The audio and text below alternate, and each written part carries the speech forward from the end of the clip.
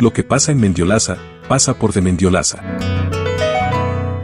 Les veníamos anunciando que íbamos a estar en comunicación con Mario Cano para que nos cuente cómo fue que surgió esta iniciativa de que en Mendiolaza se realice todos los años la renovación del juramento a la bandera por parte de los veteranos y por qué fue esta la fecha elegida. ¿Qué sucedió durante la guerra de Malvinas que es evocado cada año aquí en Mendiolaza con este acto? Muy buenos días, Mario, ¿cómo estás?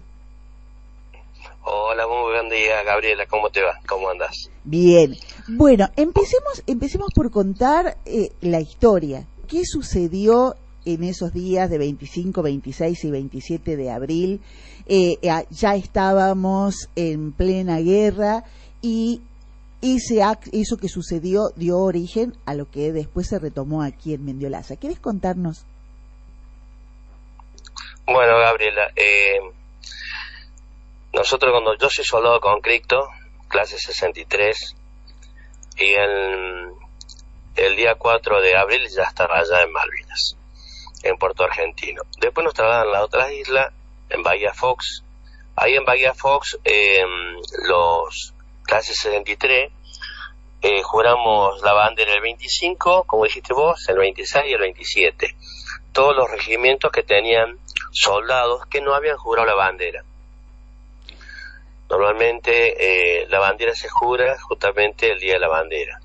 Para convertirse en soldado, se jura la bandera hasta defenderla y hasta perder la vida si fuera necesario. Entonces, en plena guerra, nosotros no podíamos morir sin haber jurado la bandera, sin convertirnos en soldados. Entonces, los regimientos, los jefes de regimiento toman, digamos, para que nosotros juremos antes la bandera. Entonces, los días 25, 26, 27, en las islas, los clases 63, soldados rasos, como decimos nosotros, para convertirse en soldado y morir como soldado, y no morir como un soldado raso o sin haber jurado la bandera. Mario, por eso el propósito... Sí, estamos, cuando decís soldados rasos, estás hablando de jóvenes que habían sido incorporados en lo que entonces era el servicio obligatorio, militar obligatorio. Claro, soldado conscripto obligatorio. Nosotros teníamos 18 años cuando el regimiento de Infantería 8 de Comodoro Rivadavia, donde yo fui reincorporado, y digamos, justamente como vos decís, éramos soldados que éramos sorteamos por los últimos números de nuestro DNI, y de esas formas éramos convocados a nivel nacional a cada regimiento que nos llevaban. Uh-huh. Y habitualmente esos, cuando ingresaban al servicio militar, se realizaba primero la instrucción. Más o menos en qué época del año eran convocados? El primer mes o los segundos meses, en febrero normalmente. Febrero más o menos. Y venía la etapa de instrucción, es decir, donde se les enseñaba el manejo de las armas, las mínimas Correcto. Estrategias militares, y por eso recién la jura de la bandera se realizaba a mediados de año, el 20 de junio, cuando había terminado toda esta etapa, ¿verdad? Exacto, sí, exacto. Nosotros tuvimos una instrucción bastante rigurosa que no fue normal. Después nos dimos cuenta por qué. Lo que pasa es que muchos no saben, pero la recuperación de Malvinas se había planificado hacía 3 años. Lo que pasa es que los militares no tenían un propósito de tomarla justamente el 2 de abril, sino en diciembre, que se renovaban la guardia británica en las islas. Entonces era en diciembre de tomar las islas, no en abril. Pero bueno, por unas cuestiones políticas que había en el país, se tomó el 2 de abril. O sea, muchos meses antes. Exacto, sí. Exacto. Con en algún sentido prematuro para lo que completamente al margen de cualquier valoración del hecho en sí mismo, pero se adelantó, y no fue poco lo que se adelantó, fueron muchos meses, con lo cual, como cualquier cosa hecha antes de lo previsto, podía tener fallas. Entre esas cosas estuvo el hecho de que los jóvenes recién incorporados fueron a la guerra con una instrucción, vos lo dijiste, rigurosa, pero también fue más breve que la que habitualmente se realizaba, ¿verdad? Claro, sí.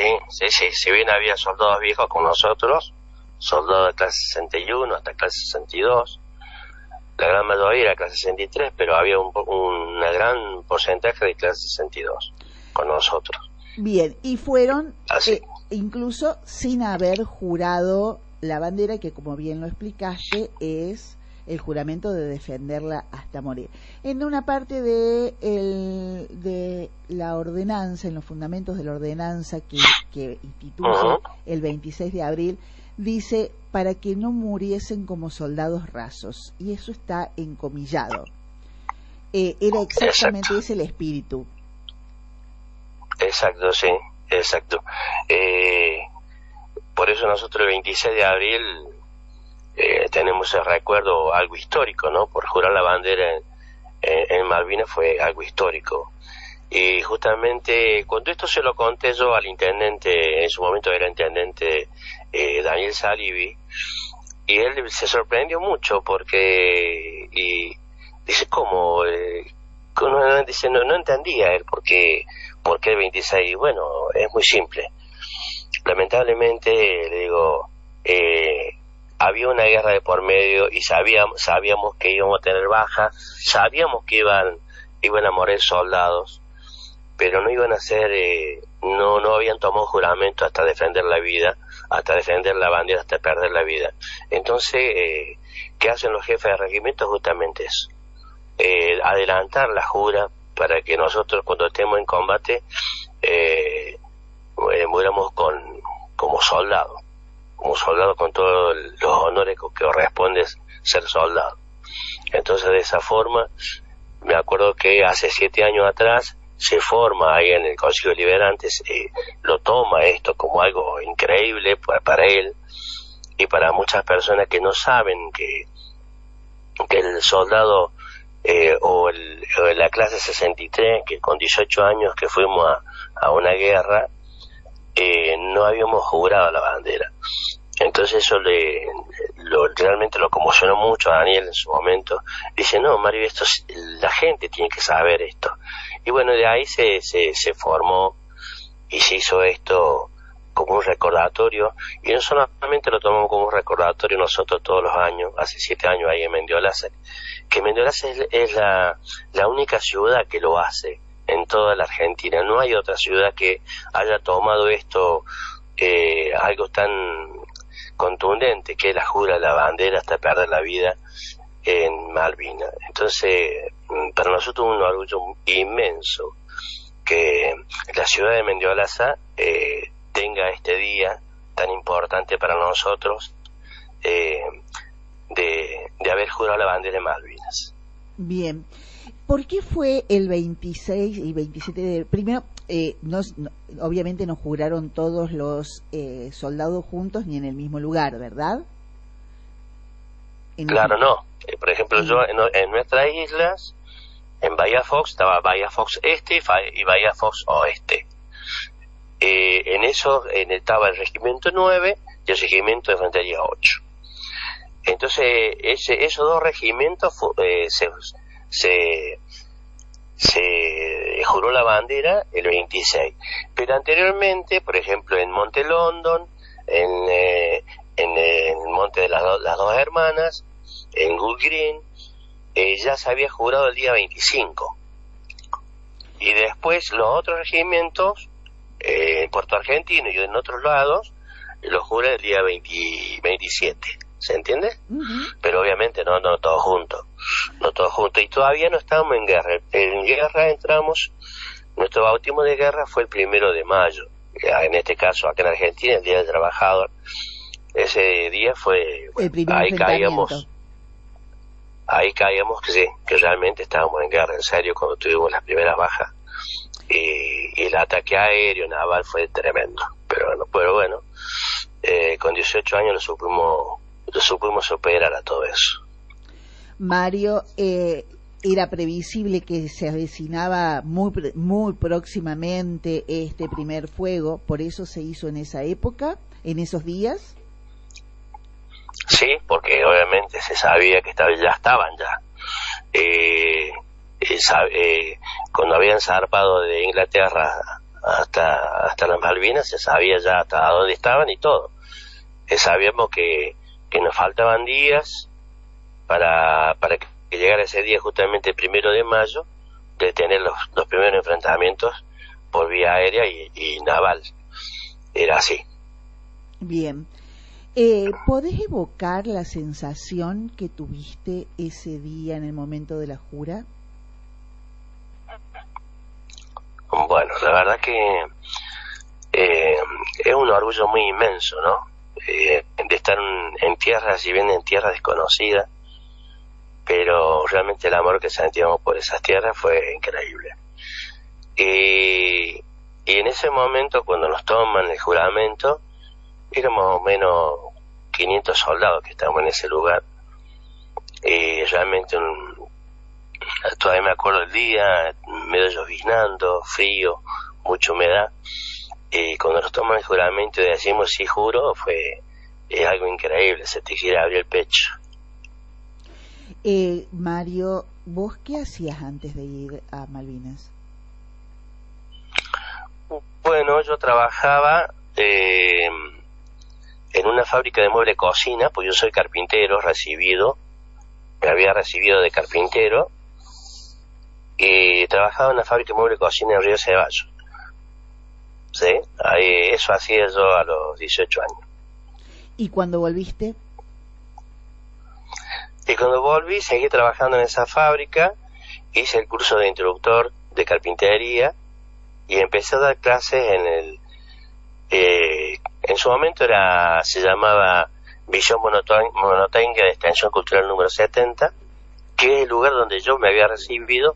En ese mismo lugar donde yo me había recibido, fui docente, y ahora 2 meses que ya no trabajo más en el CEDER. En el CEDER que está acá en Villa Allende, ese CEDER antes se llamaba Misión Monotécnica de Extensión Cultural número 70.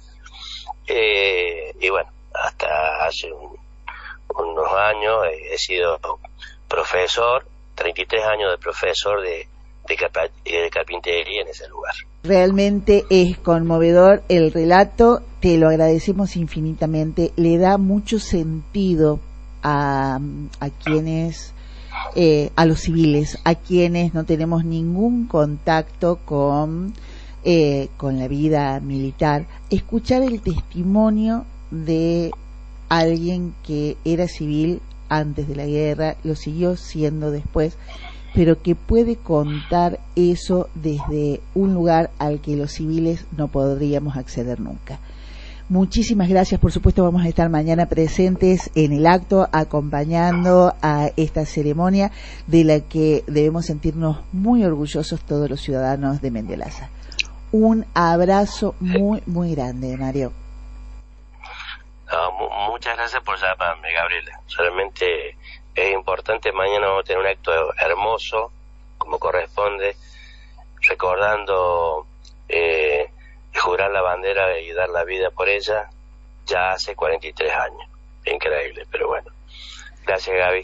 Gracias a vos, Mario Cano, nuestro vecino también acá de Sierras Chicas, haciendo este relato en primera persona de lo que fue esa jura en las islas en esos días de abril del 82 y que dieron origen a lo que mañana celebramos en nuestra ciudad. Mañanitas de Mendiolaza. Martes a viernes, de 10 a 12, por la 102.7 FM de Mendiolaza. Recibe